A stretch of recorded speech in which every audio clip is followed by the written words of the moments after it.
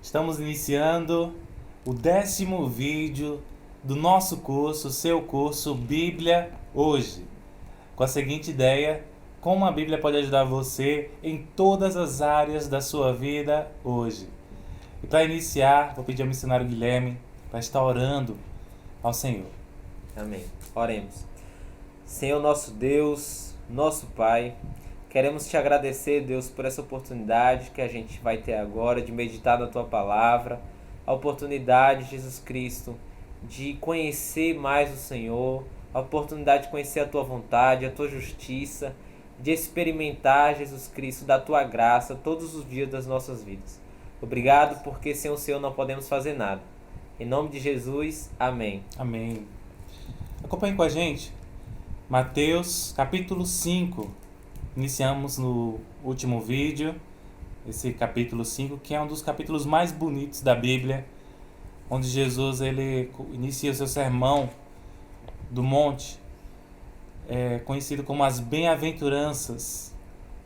E agora, a partir do versículo 13, a leitura diz assim: Vocês são o sal da terra, mas se o sal perder o seu sabor, como restaurá-lo? Não servirá para nada, exceto para ser jogado fora e pisado pelos homens. Vocês são a luz do mundo. Não se pode esconder uma cidade construída sobre um monte.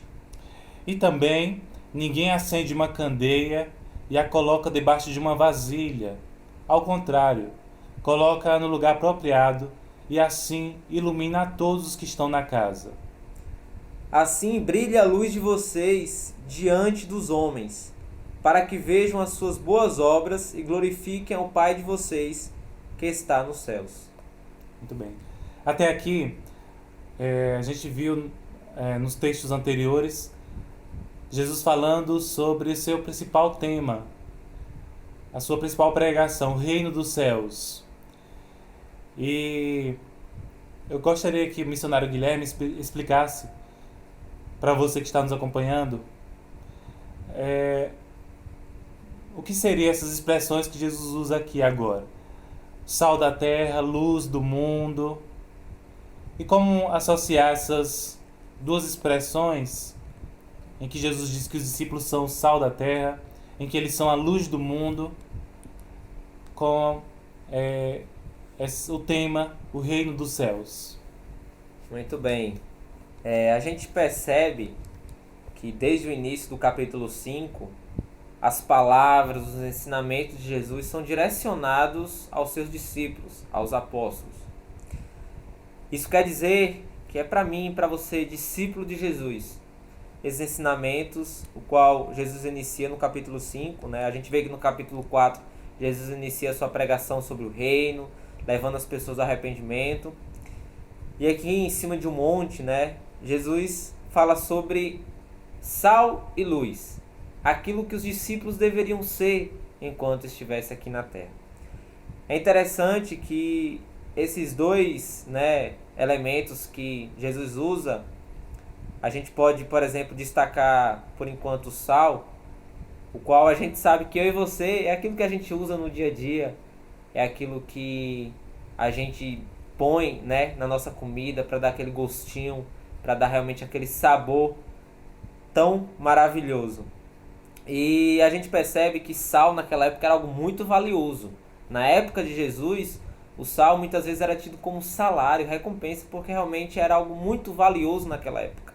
E fazia diversas coisas com sal, não só aquilo que a gente faz hoje em dia, que é pôr na comida e dar sabor. Por exemplo, né, quando Jesus fala que quando o sal perde o seu sabor, não servirá para nada, né? E exceto para ser jogado fora e pisado pelos homens, é justamente porque naquela época era usado também como para construção de tijolos, construção como se fosse realmente algo para pavimentar as ruas, onde os homens pisavam realmente, né? Então Jesus está falando assim, olha, quando o sal perde de fato, né, a sua utilidade, né, eles eram colocados no chão e os homens pisavam, né, nas ruas ali. Então Jesus faz, né, esse chamado aos discípulos para se tornarem sal, ou seja, se tornarem a diferença onde eles estiverem, né? eles realmente se encontravam ali em uma época de religiosidade, a gente tem que destacar isso. Se encontrava em uma época onde claramente as pessoas se encontravam nas trevas, assim como hoje. A gente sabe que não melhorou essa situação, o mundo cada dia mais fica nas trevas e a gente tem essa certeza. E o outro destaque é para a luz, né?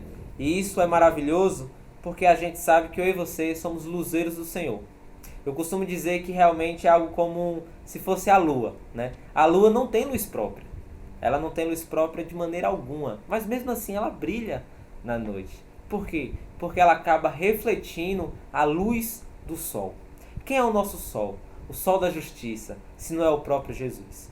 Então eu e você, como discípulos de Jesus, que se espelha no exemplo de Jesus, na vida de Jesus, nós devemos refletir aquilo que ele é. Em João capítulo 8, né, ele vai dizer que ele é a luz do mundo.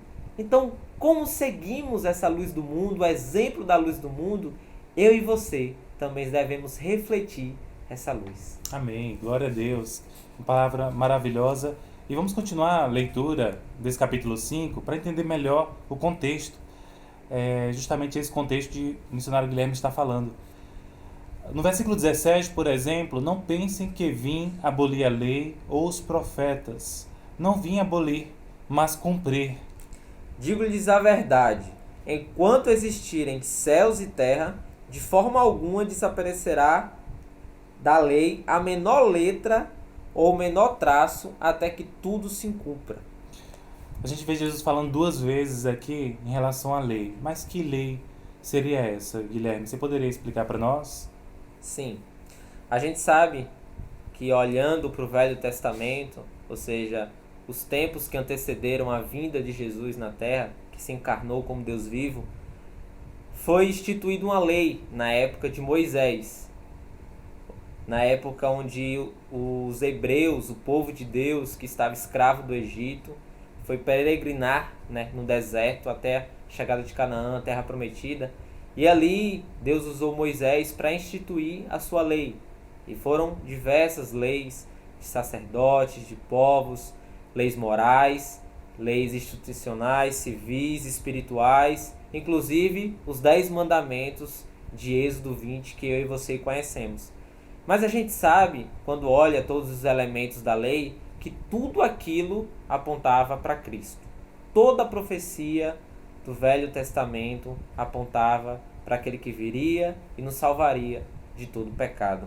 É por isso que Jesus destaca isso aqui, né? Que ele não veio para abolir a lei, mas para cumprir a lei, porque ele mesmo era o cumprimento da lei. Muito bem, isso mesmo. E nós vemos aqui que Jesus, no versículo 19, por exemplo, ele diz: todo aquele que desobedecer a um desses mandamentos, ainda que dos menores, e ensinar os outros a fazerem o mesmo, será chamado menor no reino dos céus.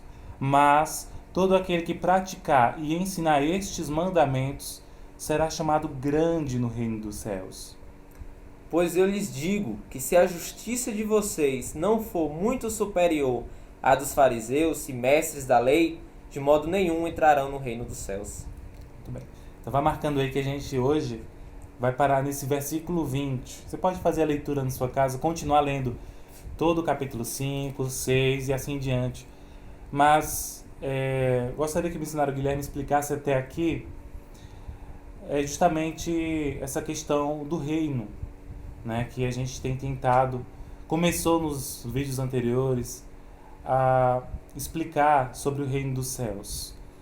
Porque aqui Jesus ele compara, no versículo 20, onde eu acabei de ler, que a justiça do reino, daqueles que fazem parte do reino, precisa ser superior à dos fariseus e mestres da lei. Mas como seria isso, Guilherme? Que comparação Jesus está fazendo com os fariseus e mestres da lei? Sem dúvida. O reino de Deus vem para quebrar os paradigmas religiosos da época. A gente olha para as bem-aventuranças, né? E a gente vê realmente contrariando as coisas do mundo, né? A felicidade do mundo. E o reino de Deus vem também para quebrar esse paradigma religioso, onde os homens, né, da época, os religiosos, existia pelo menos 4 escolas, né, que se aprofundavam na lei. Os fariseus é um deles, os mais destacável. E a gente vê que eles cumpriam a sua própria justiça.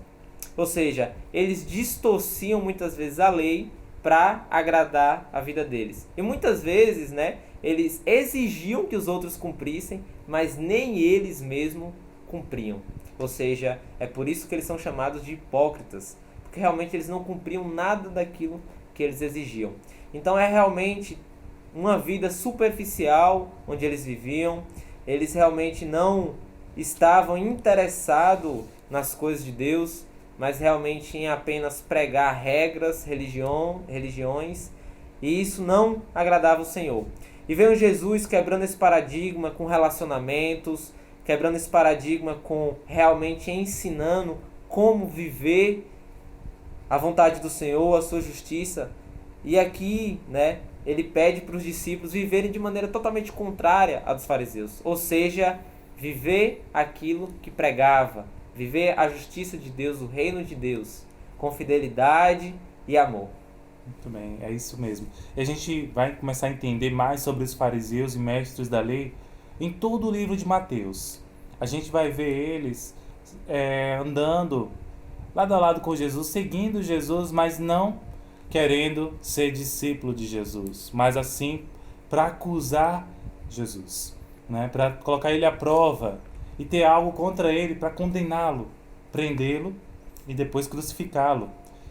Porque eles tinham suas regras, tinham suas tradições que eles queriam que aquele povo, os judeus, cumprissem, mas eles não estavam dispostos, como Jesus mesmo falou aqui, a obedecer aos mandamentos de Cristo, que são os mandamentos do reino.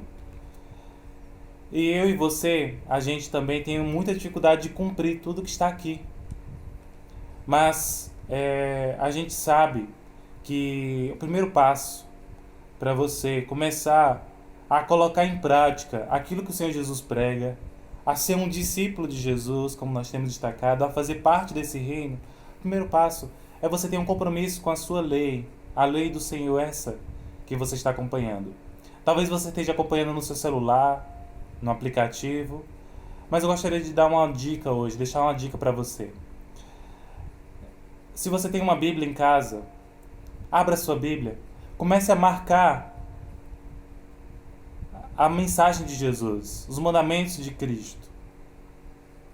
E que você possa tentar ao máximo decorar, escrever esses mandamentos, escrever a mensagem de Jesus, as bem-aventuranças, levar para o seu trabalho, ensinar para os seus filhos, onde você estiver. Você vai sempre lembrar da palavra do Senhor, dos mandamentos do Senhor. E esse é o primeiro passo para a gente cumprir, para a gente colocar em prática, para ser discípulos de Jesus. Não como aqueles fariseus que só queriam tentá-lo, mas discípulos mesmo, seguir, dispostos a viver esses mandamentos eternos. E pode ter certeza que depois que você começar a escrever, a gravar, a decorar, a ensinar, a falar para as pessoas, você não vai esquecer tão facilmente. Tá certo? Então, para o próximo vídeo, para o próximo estudo, o seu curso, que você faz parte desse curso, faça esse estudo bíblico com a gente. Pegue sua Bíblia, anote um versículo, decore os versículos, comece com os ensinamentos de Cristo. E assim, tenho certeza que nos momentos do dia a dia, você vai lembrar que eu sou um discípulo de Jesus, eu preciso lembrar do que o Senhor Jesus ensinou. E Ele é a resposta, lembre-se sempre disso, para tudo que a gente precisa. Muito obrigado pela paciência, por acompanhar até aqui. Fique conosco e até o próximo vídeo. Um abraço.